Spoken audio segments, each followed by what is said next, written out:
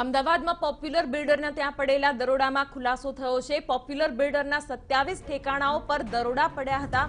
સમગ્ર કાર્યવાહીમાં 23 લોકર મળી આવ્યા છે।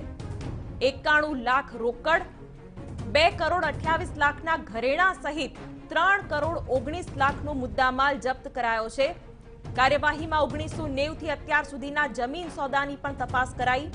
આવકવેરા વિભાગે 1.5 મહિનામાં 517 નોટિસ ફટકારી છે। ત્યારે પોપ્યુલર બિલ્ડર ને ત્યાં દરોડાને લઈને મોટા ખુલાસા થઈ રહ્યા છે। પોપ્યુલર બિલ્ડરના 27 ઠેકાણાઓ પર દરોડા પડ્યા હતા અને આ કાર્યવાહી દરમિયાન જે રીતની કાર્યવાહી કરવામાં આવી છે, જેમાં 23 લોકર મળ્યા છે। પોપ્યુલર બિલ્ડર બીજા લોકોના નામે જમીન ખરીદીને એમઓયુના આધારે મિલકત પોતાના કબજામાં લેતા હતા। ડમી જમીન માલિકને પોતાના ત્યાં નોકરીએ રાખતા અથવા કમિશન આપતા હતા। આ પ્રકારના ખુલાસા થયા છે।